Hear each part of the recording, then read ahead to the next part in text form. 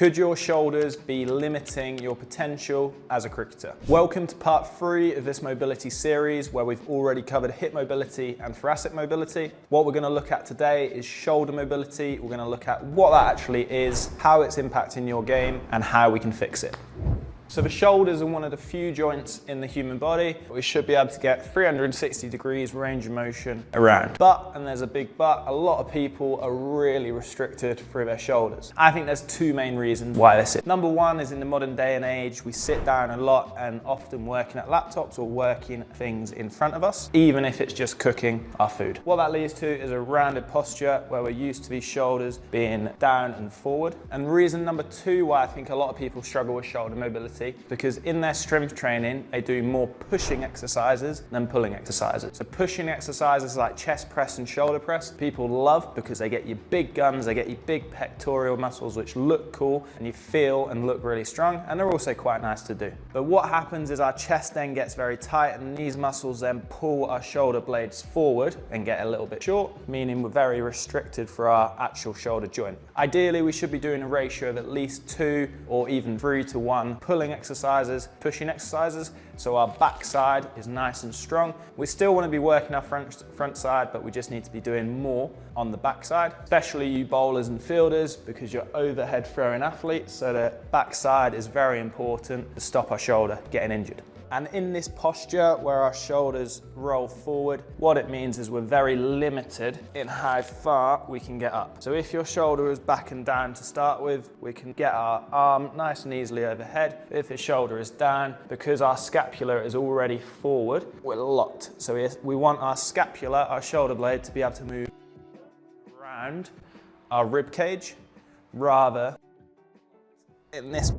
Leads me on nicely to then how that's impacting our game. So if we think about bowlers, if this arm we can't get directly overhead, then what you're going to have to do is you're going to have to lean over to get that arm as high as you actually intend. This means a lot of lateral flexion, normally also means a lot of lower back extension or lumbar spine extension, which causes lower back issues and shoulder issues. And also, you might not think that it's going to impact batters, but it 100% will. So if we're very tight through the range of motion, is going to be less, it's also going to be less powerful. So to unlock power and also reduce our risk of injury, it's really important we unlock that shoulder joint. Here are 3 quick exercises I would do daily to mobilize your shoulder joint. So first of all, we're going to do the GOAT of any mobility exercise, which is a child pose. So we're going to sit on our heels and we're just going to reach forward with our hands, try and make our spine as long as possible. In this position, just have a nice deep breath out, reach round to the left to get it in your right side and the right to get it in your left side.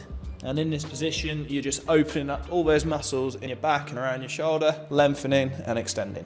Exercise number 2 is going to be a prayer stretch. Close on a bench, a sofa, a chair, and then make your back nice and flat. Press, then interlock your hands, and then you're just going to take the back of it. You're going to take your hands to the back of your head and try and keep your back nice and strong. Don't let it drop too much. And you'll get a nice stretch for your tricep, which is going to release your shoulders. And then what you can do is you can take your hands back up to there, so point in the sky, point your thumbs outwards and pull them apart, and you'll feel it more in your middle back, which is a lovely, lovely stretch. And then you can just start to shake that chest to the floor a little bit more to increase the degree of a stretch. And then finally, you're going to do a shoulder flexion. So lying on your back, you're going to take the back of your hands over towards the floor. Try and keep those elbows nice and straight and just hold that in position. Have a nice deep breath and repeat. If that's too hard, take your thumbs like so. Ideally, we should be able to get the back of our hand to the floor without arching through this lower back. And that concludes this 3-part series where we've had a really solid look at all things mobility cricketers. We're currently running a 7-day mobility reset challenge on the CRICFIT app, which is completely free. And the idea behind this is we're now going into the season. If you haven't been training over the winter, that's absolutely fine. There's no judgment here.